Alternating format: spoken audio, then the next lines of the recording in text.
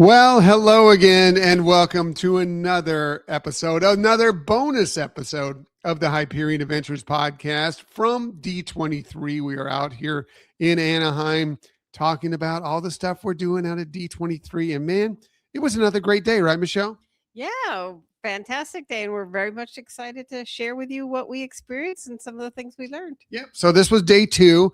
This is Saturday. And we had a lot of great stuff that went on. As you may remember from last night, we hit a bit of a wall last night. Like yesterday was a go day. We were very busy. And by the end of the night, we were very, very exhausted. And that played over a little bit in how we spent our day two at D23. We'll talk about that. Of course, we'll also be talking about the Horizons, the Disney Experience Showcase, which we'll talk about, but you probably saw it, or you may have seen it because it was also live streamed on Disney Plus, but we'll talk about that as well. But mostly we want to discuss what we did out here on day two of D23. Now, again, we were very exhausted, and it does play into today, what we decided to do and how we shaped today's, what we did today.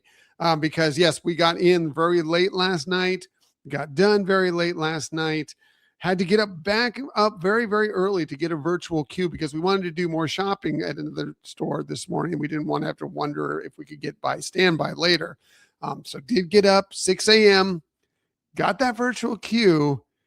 And good thing is we got a very early virtual queue for Mickey's of Glendale, right, Michelle? Yeah, boarding group 9. Boarding group 9, which ended up being very, very helpful to us because, and if you listen to yesterday's episode, you know that there was a little bit of chaos that went on when everybody first went in to this main room, kind of a holding area to get into the expo itself yesterday.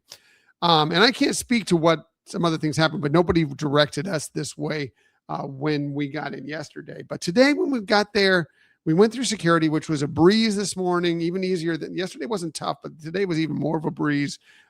Went there and we were heading towards that room again, expecting that was where we were going to stage again. But there was somebody there asking if anybody had an early reservation for a panel or a meet and greet, or if anybody had a boarding group of 10 or below. And we had 9. So that allowed us to pass right through and go directly into the convention center. And it was really, really a much more streamlined process and eliminated for those who were maybe have had concerns yesterday of not be making that reservation or not making that boarding group. Seemed like that eased a lot of people's minds, Michelle. Yeah. So, I mean, we actually didn't get into where the shopping area was. We got just outside the doors, but inside the building. And this time they even had for every store a different queue set up for based on where you were going to go. So that once 9 o'clock happened and they were going to open the doors, they could guide each group to the store that they had that early virtual queue for. So very streamlined, very organized. Right. And it was even split up by where your boarding group was. So if you were certain, if you were 1 through 3, you were here. If you were 3 through 6, you were here, and so forth. So they were still staying in your order and getting in as you deserve to based on your boarding group. But it was way streamlined, like I mentioned over the day before. I can't speak as to what went on in that room, if there was more craziness behind us, but this at least seemed better. Like they had worked a few things out, and good, they should. And glad they did that. Mostly, as far as we could tell, successfully today. So got into our area, got into Mickey's of Glendale, which is a shop we really wanted to get into because it's all about Imagineering stuff for Mickey's of Glendale. It's a lot of stuff that you don't necessarily see in other locations. So that's why we wanted to shop there. And of course, you know us, you know Disney, we spent some money at Mickey's of Glendale, Michelle. Yeah, and would have wanted to spend more, but I think we did good at kind of being moderation in our purchases. Yeah. They say as they walk out with 3 hats and a shirt and pins and everything else. But yes, yes. But it was great. So yeah, did a little shopping, and then we kind of decided like, how are we going to approach to this day? Because unlike Friday, where we had multiple reservations for panels, we had no reservations for any panels during this day. Yeah, that was a automated system that granted you could put in what you wanted up to a certain amount, but then the system would give you a random whether you would get some of those panels. And so that's what we had yesterday. And we have one for tomorrow, but we didn't have any for today. Right. And there were some panels that we were sort of intrigued with, but nothing that was like, oh, we must try to stand by and get into this panel. And as I mentioned before, lack of sleep and running around and everything was starting to wear on us a little bit. So, we decided early on, like, hey, we had not really explored the showroom floor. We had walked through it a little bit, done a little shopping, checked it out a little bit, but we had not really thoroughly explored it.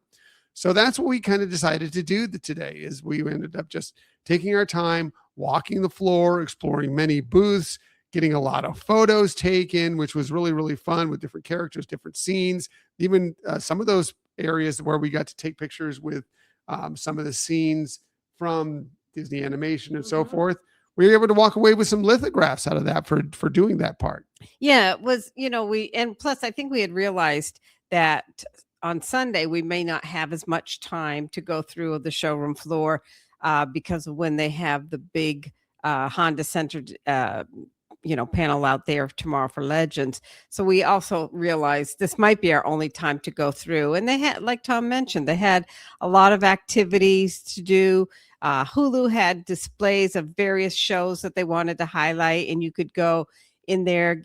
There was cast members taking pictures for that. They'd stamp a card, and once you had four different stamps, you could go get a mystery pin.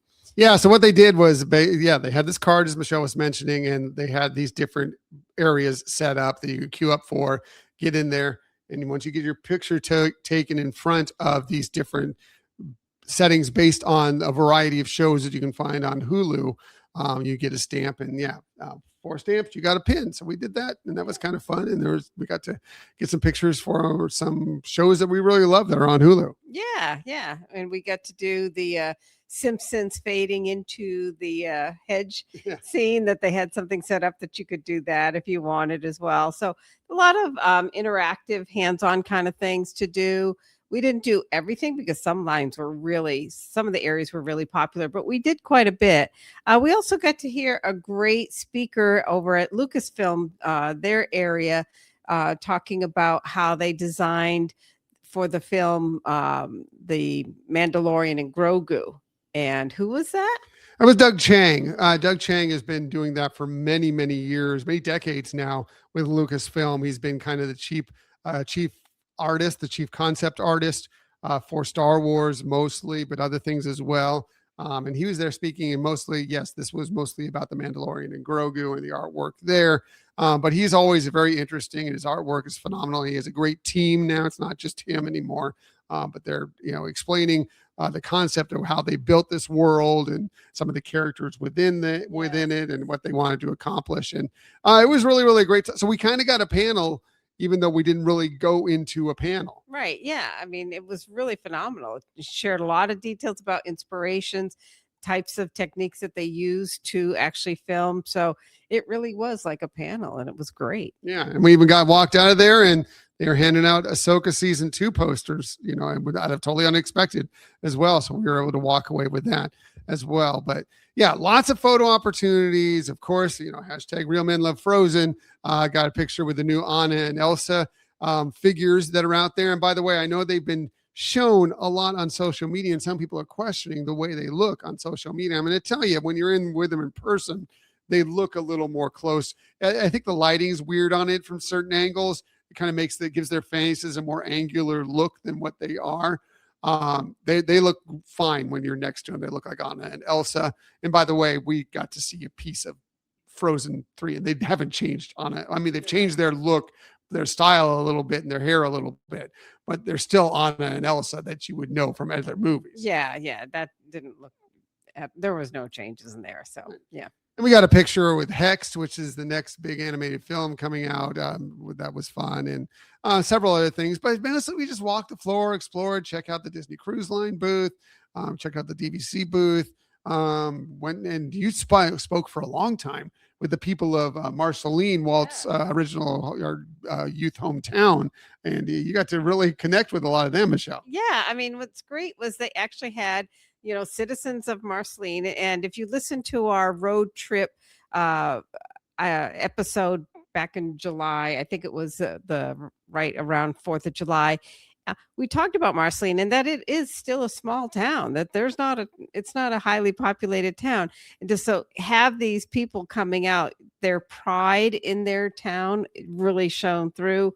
And I mean, they did have some things that that you could purchase that had, things with Walt or whatever, but just how much the town did appreciate and embrace Walt and has that history there with them. And it was really phenomenal and wonderful. And they're like, yeah, you got to come visit and everything. And, just really cute. Yeah, it was really fun. It was a really great area. They even have a full model of Walt's Holmby Hills home that has his home there with the full pool and everything, but also the full train. And the train takes up more space than I thought Walt's train did. Based on this model, I'm assuming it's mostly to scale. I mean, scale model, mostly to accurate sizes. There's a lot of train track that Walt had, if that's true. So I was pretty impressed by that. But yeah, it was kind of cool. There's lots of great stuff for anything that you want when you're walking the hall.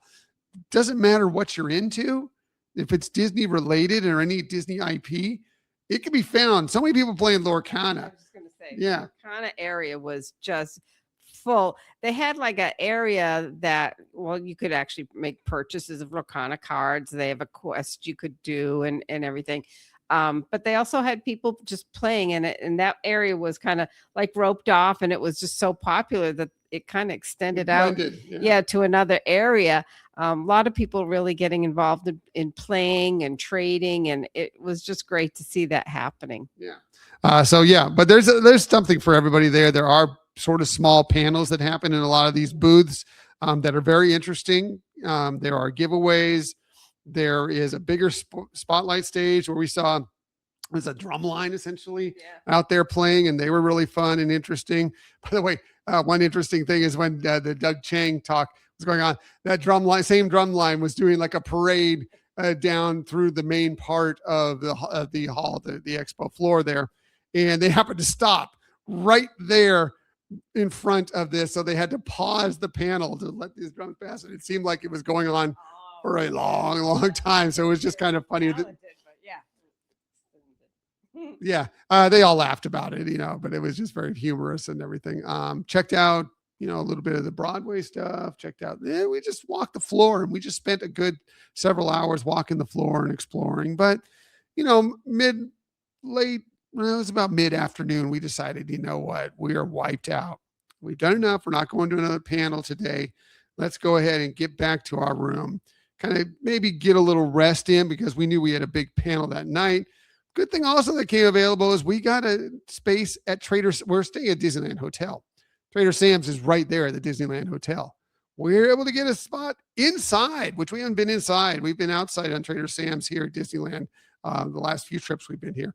Get inside, and we had a nice meal, which was really great, and a cocktail, and it was just fun being inside Trader Sam's again. Yeah, it was, and I feel like the food was elevated from what I remember in the past in terms of some of the offerings and everything, and it was just really wonderfully fun. And I have to say, of the two coasts, this is my favorite one, and it was just a blast. We sat at the bar, but we had our full table service meal there, and it was wonderful. Yeah, and they took good care of us, and it had all the Trader Sam's fun and magic that you expect, all the enchantment that comes from Trader Sam's. So got that meal in, got a drink, came back. It was time to head to the Honda Center, and yes, it was time for the Horizons Disney Experiences Showcase. And what a fun show. And, you probably all saw it. I could talk about everything that was experienced there. There was not a ton of new stuff, mostly expanding on stuff that we knew was coming. I'm learning new things about several of the different lands and attractions that are coming.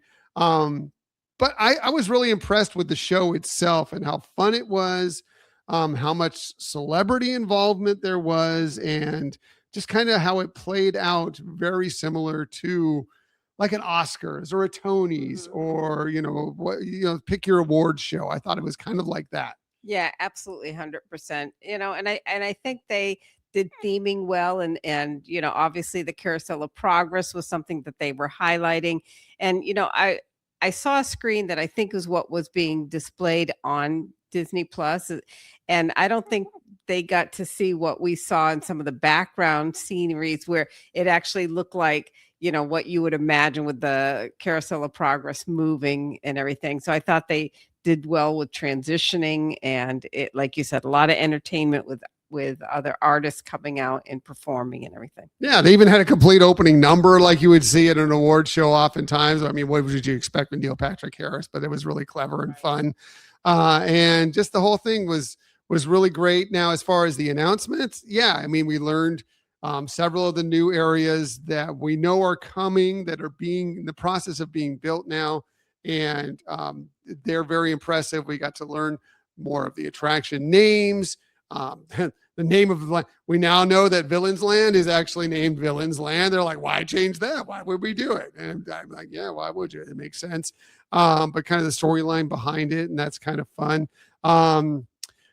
Things that I think did catch us off guard. They're fixing the Yeti, everybody. We've been clamoring that for the longest time. They're fixing the Yeti, Michelle. Yeah, and they shared that very, very fun way.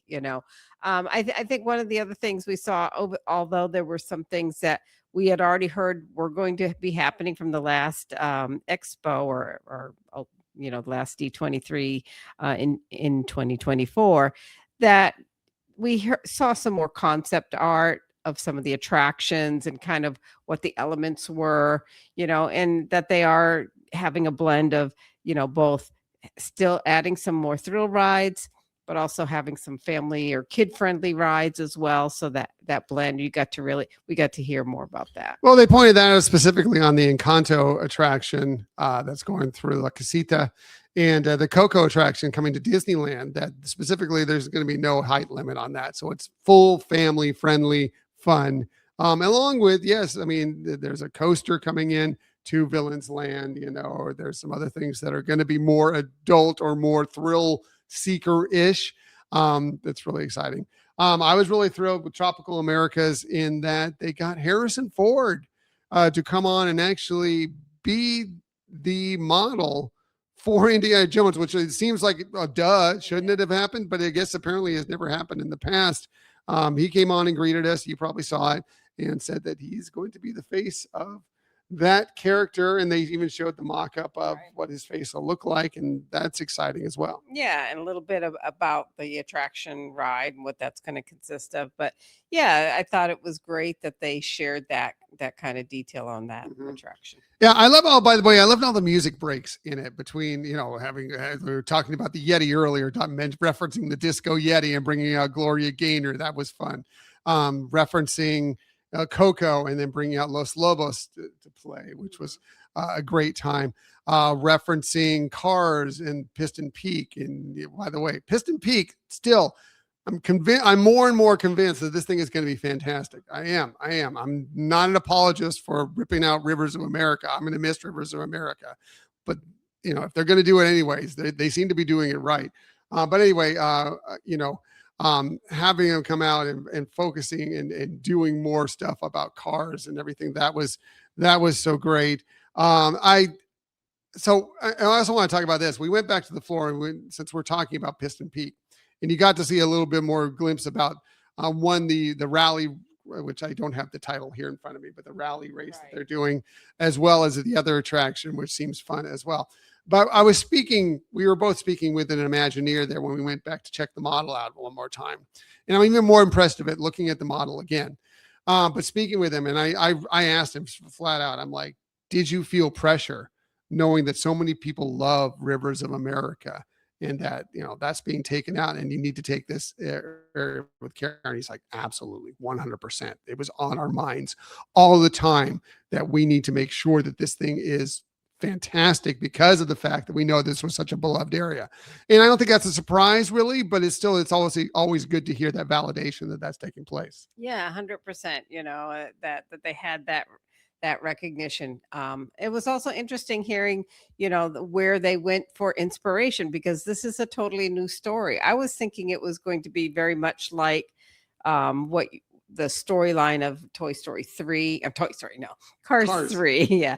But it really, I mean, it has some of the characters you'll see, but it's really its own story. And, he was explaining how it kind of plays out as you're walking through that land and everything. And so it did really sound intriguing of what they described, but like how they went to Colorado for a lot of inspiration in that sense as well. And you can kind of see that in the color schemes and the display. And I know yesterday we talked about how the flow goes with everything around it. And I think he kind of summarized that very nicely for us. Yeah. I mean, I just love a lot of little areas that's going to be there. And I do think there's going to be a lot of peaceful spaces that you can find there, which I think is going to be still magical, even if it's not Rivers of the Americas, but still going to be wonderful.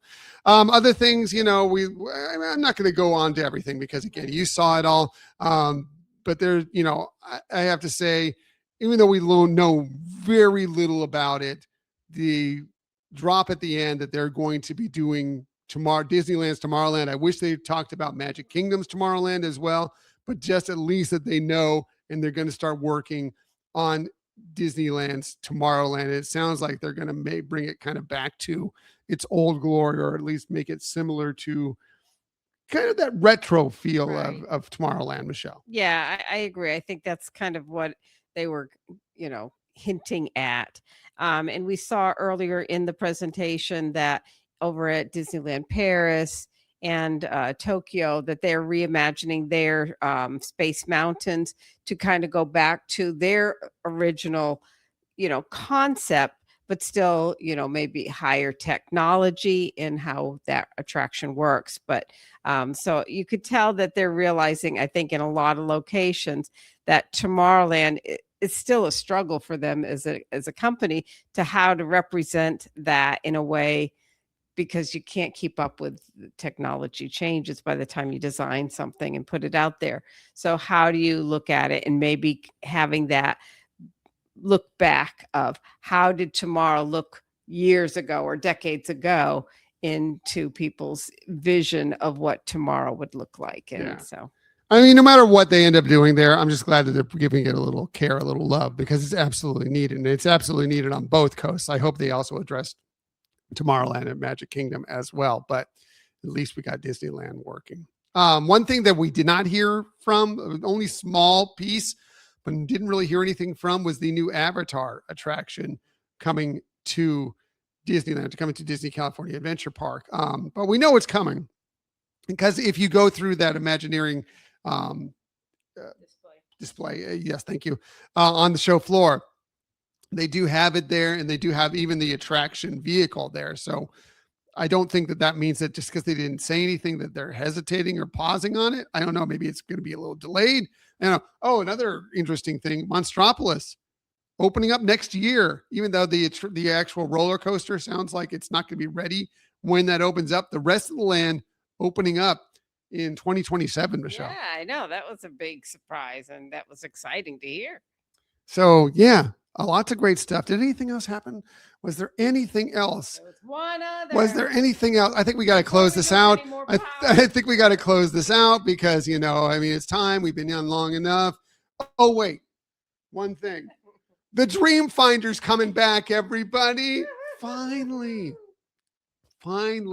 Journey into Imagination is getting back to where we love it, where we want it to be. Yeah, Dreamfinder and Figment looking like the original Figment, and just embracing that originality that was there. So that was the one. I mean, I know it had been speculated about, especially because Neil Patrick Harris had talked about it, and that was like kind of a thing that so it had been out there of like maybe this might be announced here.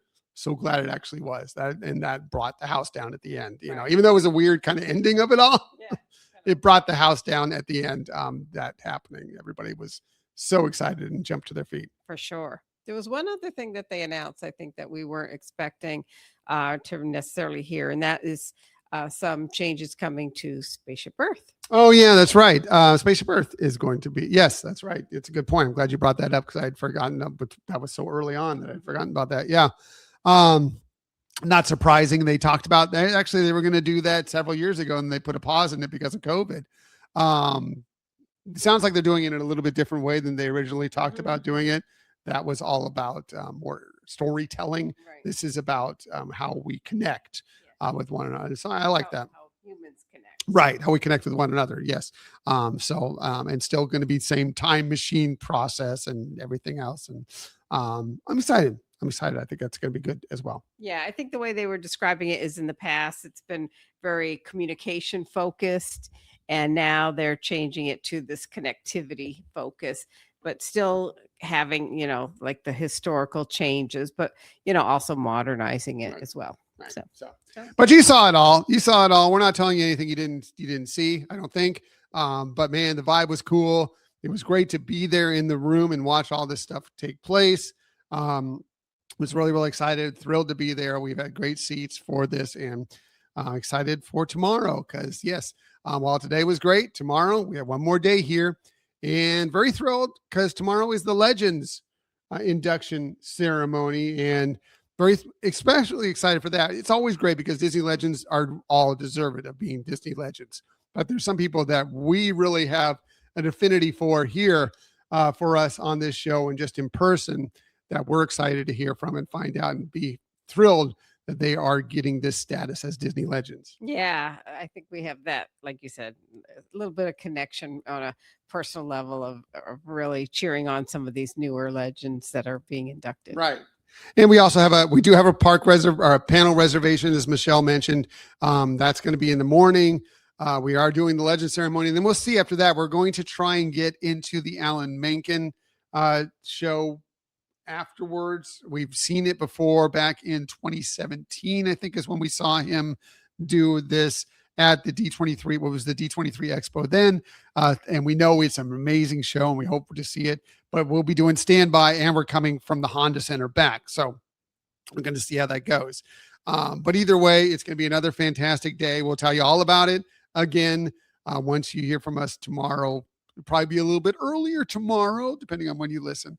But either way, it's going to be another great day at D23. Michelle. Yeah, I'm excited to experience that and, be able to, again, share some more things with you all about what we see. Yep. So that'll be a lot of fun. So we're going to wrap things up for this evening. Thanks for checking in again with us for another bonus episode. It's been fun couple days at D23. Got one more day left. So we will see you all tomorrow night. Have a great evening. Until that time, bye, everybody.